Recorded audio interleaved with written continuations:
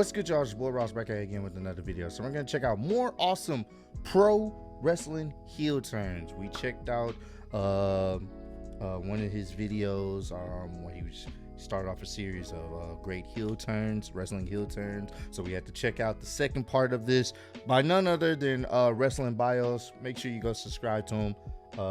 Dope channel when it comes to creative wrestling content. Definitely can take you back down memory lane. So we're gonna check this out. Appreciate all the love and support you guys have shown on the channel, man. Should be a good one. Let's get right into some epic heel turns.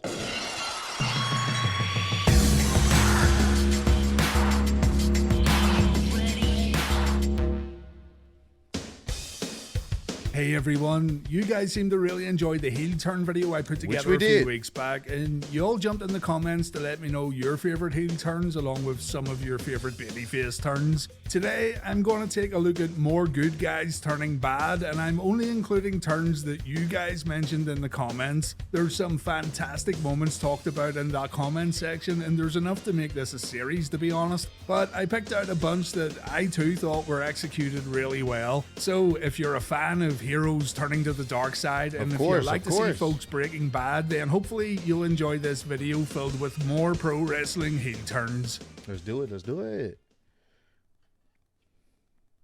You think that you are better than me? Don't you?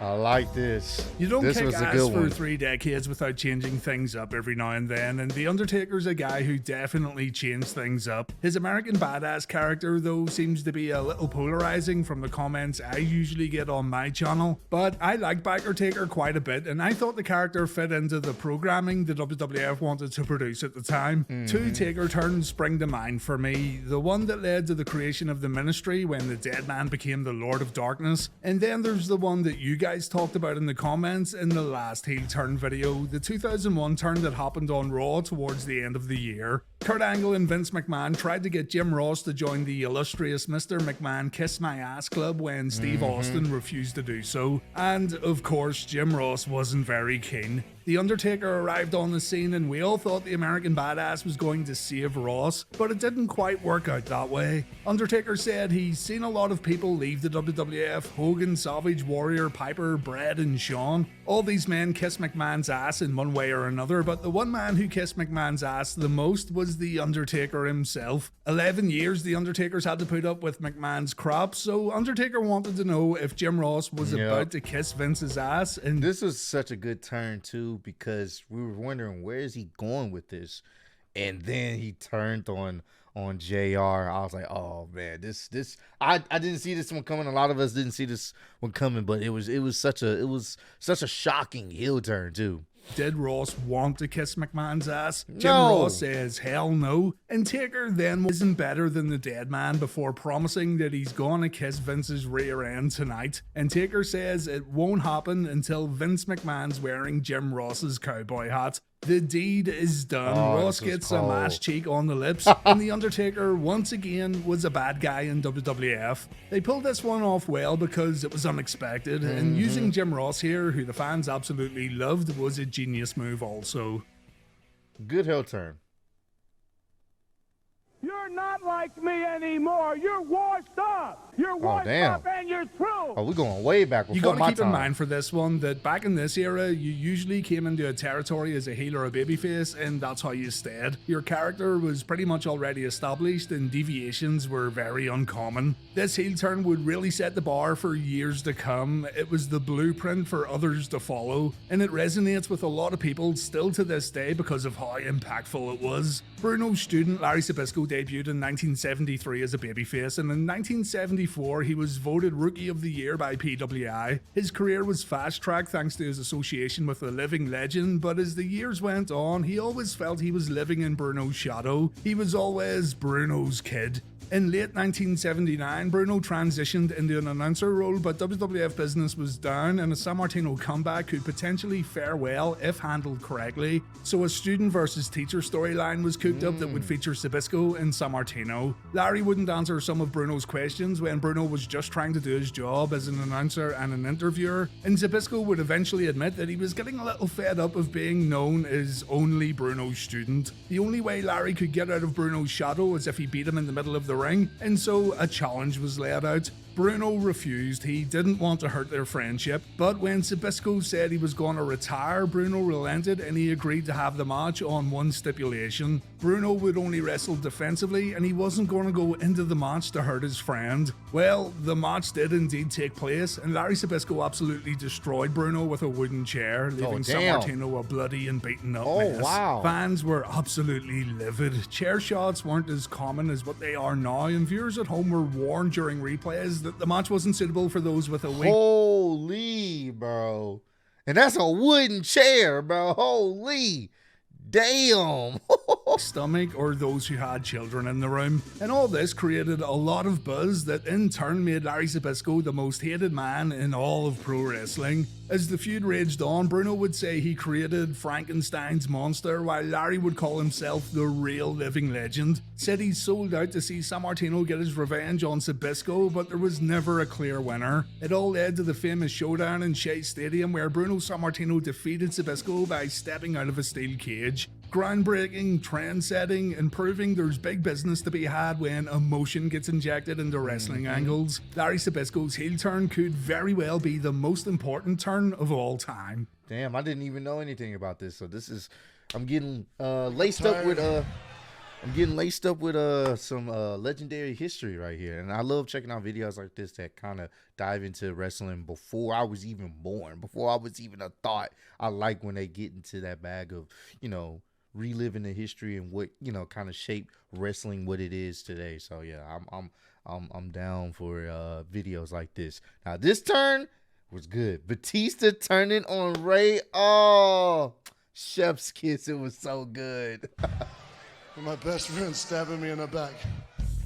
Not many people bring this one up, but upon watching it again, it was actually pulled off really well. It makes you feel a little uncomfortable while also adding some good old shock value. At WWE Bragging Rights 2009, a Fatal 4-Way World Title match was booked featuring champion The Undertaker, CM Punk, Rey Mysterio, and Batista. Batista had the match won, but the pin was broken up by Rey Mysterio, and keep in mind, Mysterio and Batista were good friends leading up to this. Also, keep in mind though that the world title's on the line, so friendship and sportsmanship can kinda get tossed out the window until the final bell. So Rey breaking up the pin shouldn't have been that big of a deal. Undertaker ended up pinning Batista. Batista was upset, but it appeared that he and Rey patched things up after the bout during a post-match interview, and this is when things get good. Yeah. Batista takes the mic, he puts his arm around Rey, and he says he's tired of getting so close to winning the belt, and he's tired of his friends stabbing him in the back. Rey says it's not like that, but Batista keeps a hand on Rey's back, and he asks him, "Do you think I'm playing?"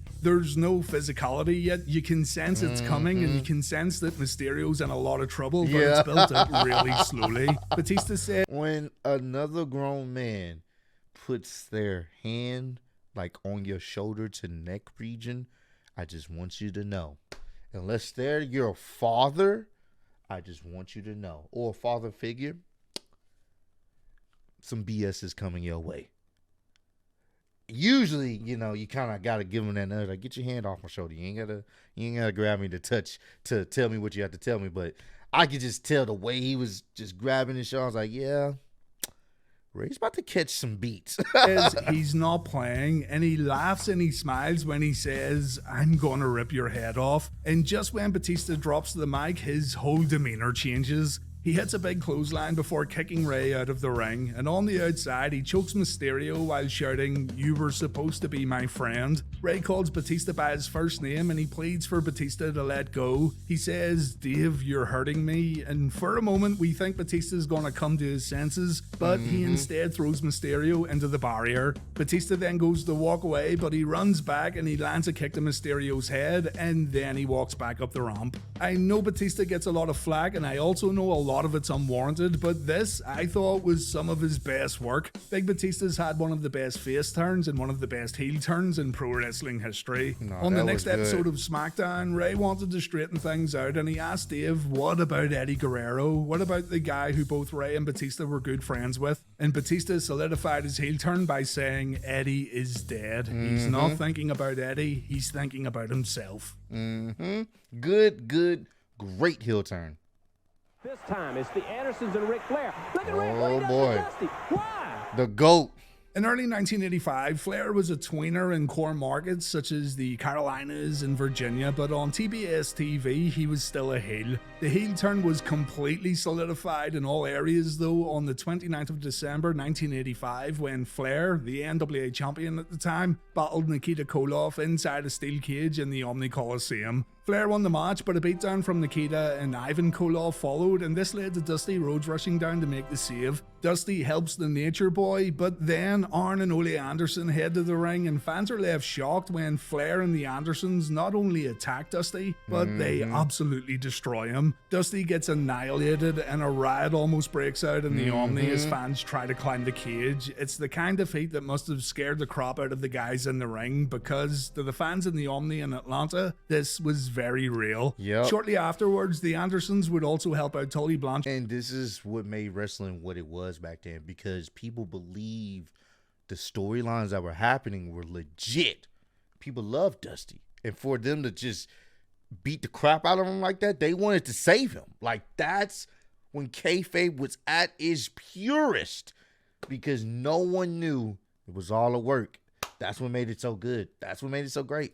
In a match against Sam Houston, and the Andersons, Flair and Blanchard, along with Blanchard's manager J.J. Dillon, would confirm their alliance and call themselves the Four Horsemen, one of the greatest heel stables to ever step inside the ring. Before that happened though, the attack on Dusty led to a match at Starrcade 1985 between the Nature Boy and the American Dream. Dusty managed to beat Flair for the title, but after the event, Tommy Young ruled the match as a DQ victory, and the belt went back to Slick Rick. Great Don't give a sequence. damn what anybody thinks of me. I think the actual setup and the pieces that were put in place for this heel turn was what made it so good, and the execution of this one resulted in what I believe to be one of the best finishes to a WWF title match that the company ever produced.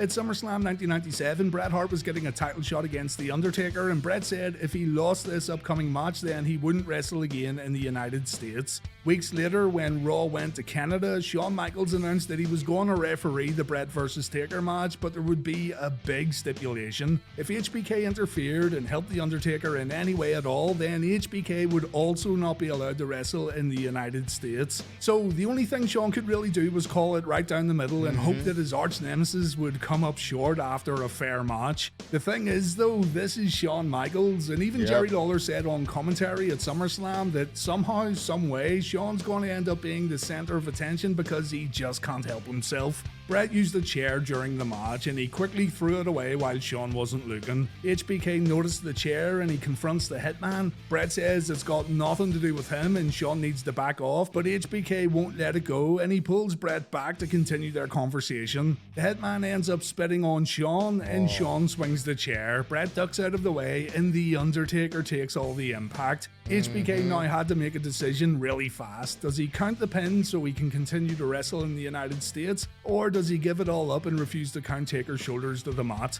Well, HBK decided his career was more important and he counted the pinfall. Bret became WWF champion and the fans were irate. The next night on Raw, Shawn said all this wasn't his fault. He blamed WWF and he blamed Vince McMahon. Shawn pretty much said the company and the fans should have been fully aware that putting a guy like HBK in a referee spot was only going to lead to problems. The fans were dumping this all on Shawn's lap when really it's the fans' problem for expecting less of the Heartbreak Kid. Shawn pretty much said he didn't care. If he was going to go down and take the hit for this one, he was going to drag everyone in WWF down with him, and he doesn't care what anyone thinks of him anymore. A rivalry between Taker and HBK would then develop, and this would bring about the genesis of D-Generation X. We heard stories of Shawn being a cocky asshole backstage during this time period, but now he was allowed to be that asshole on TV. This heel Shawn Michaels was much, much different from the old boy toy from the early 90s. Yeah, man, it kind of shaped his career, you know. Hey, heel Shawn Michaels, he definitely, it had to happen. Granted, you know, he was doing a lot of heel-like things behind the scenes that people weren't a big fan of. But ultimately, it worked when it came across on television. Because Hulk Hogan, I have earned respect. Paul Orndorff. I deserve respect.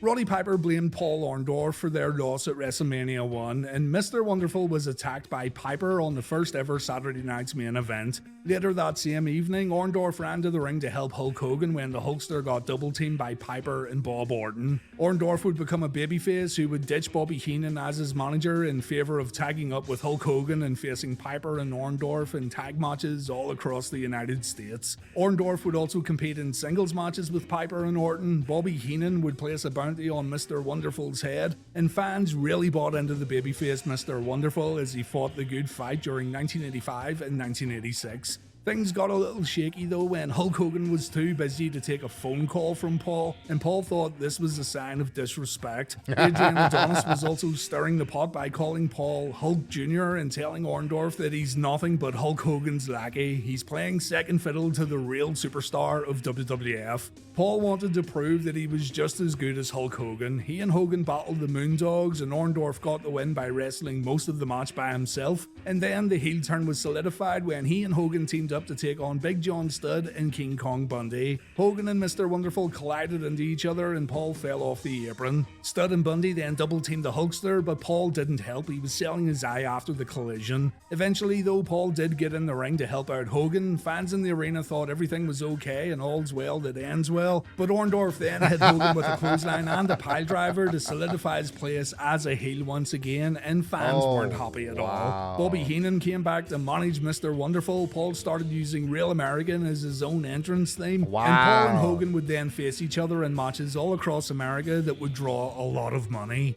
It would all culminate in matches at the big event on pay-per-view and a steel cage match at the 9th Saturday night's main event show. Hogan won the big event match via disqualification, and after some bullshittery and a match restart, Hulk Hogan won the cage match at Saturday night's main event. This heel turn though shook a lot of younger viewers at the time, and it also introduced a lot of younger viewers to what a heel turn was. The Orndorff versus Hogan rivalry also done big numbers for WWF. Hey man, a good heel turn could definitely be beneficial for the company, bro. I say this and I'm gonna continue to say this. Sometimes you need that heel turn. It can definitely open up new avenues for different dynamics in a feud, and especially for that particular wrestler, it shows a different side of them that the fans are not used to seeing. What did I just see? He doubled axel on his own brother! What in the world? Those of you who join me for Reliving the War every week would know that this one still hits me pretty hard because I couldn't get enough of the Steiner brothers, but it was still a good heel turn. The Steiner brothers breaking up at one point seemed impossible. Brothers Rick and Scott were as thick as thieves, and they were also incredibly successful and incredibly popular. Times were changing though in 1998, and while Scott did turn heel briefly in 1998, it's the turn at Super Brawl 8 that left everybody stunned, although we also should have seen this one coming. Scott was getting a little cocky during Steiner tag team matches on Nitro. Sometimes he would completely refuse to tag his brother in and he would win matches all by himself, but Rick and manager Ted DiBiase would let Scott know that he was out of line and he needs to start being a team player. Scott would also get distracted a few times when competing in pose downs with Buff Bagwell before, during, and after matches, and the commentators speculated that these little pose downs seemed to be more friendly than competitive. Anyway, it appears that the Steiner brothers were back on track after winning the WCW World Tag Team Championships on Nitro. The next stop for Rick and Scott was WCW Super Brawl 8, where the brothers would face former champion Scott Hall and Kevin Nash.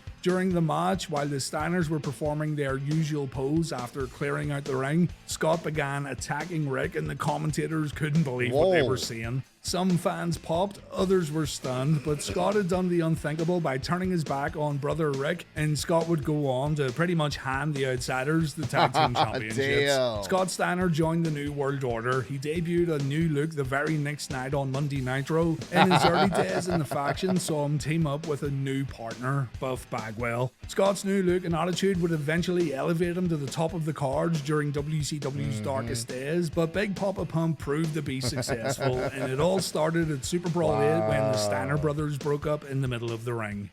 Damn, that's how we got the Scott Steiner we know today. Die, Rocky, die. That's the gratitude I get from you pieces of crap.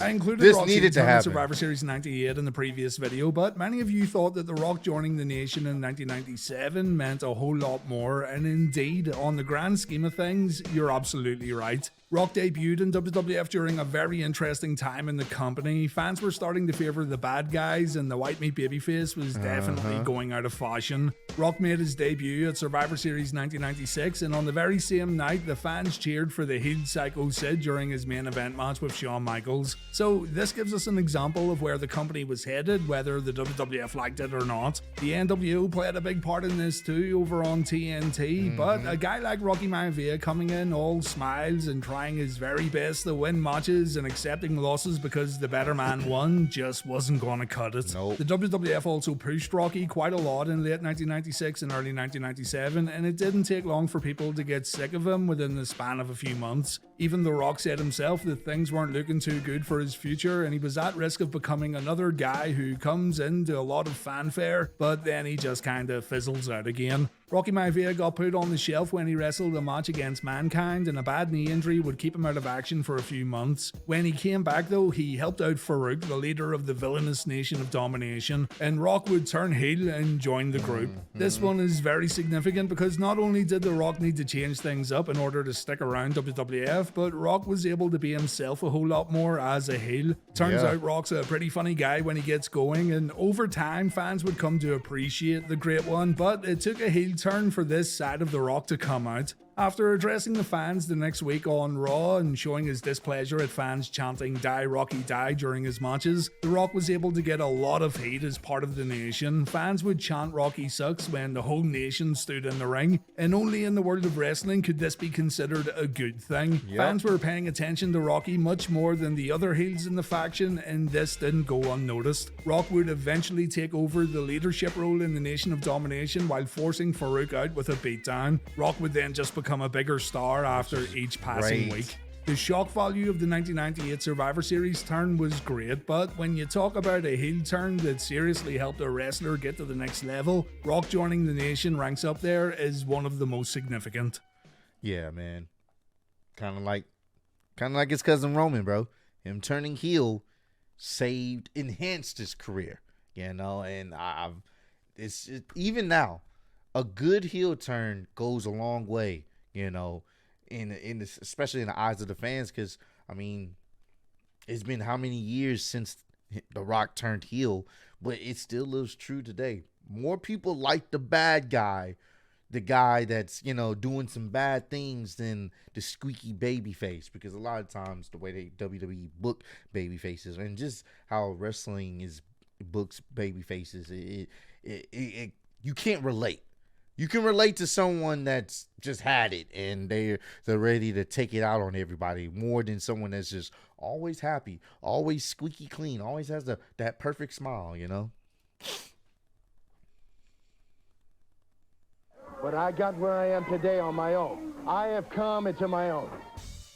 Barry Windham was always known as a great performer, but one that could never reach the next level. There's plenty of other guys like this in pro wrestling, and it's a sticking point for many fans in the modern era. There's so many talented guys and girls out there right now, but very little get a big break. Well, Barry Windham was also in that category. Everyone knew he was one of the best, but big opportunities were few and far between. That all changed when Barry Windham turned heel though, and while Barry would still play second fiddle to other bigger stars such as Ric Flair, the heel turn did wonders for Barry's career, and the shock of Windham turning heel left a lasting impression on many NWA fans. Lex Luger was a short-lived member of the Four Horsemen. J.J. Dillon ordered Luger to eliminate himself from the Bunkhouse Stampede Battle Royal in 1988, but the total package refused. So Luger left the Elite faction and he found himself a new tag team partner in Barry Windham. The sneaky J.J. Dillon would try to recruit Barry Windham into the Four Horsemen, and this made Windham wary of Lex Luger's intentions. Barry thought this was all a plot to get him to join the faction, but the team carried on.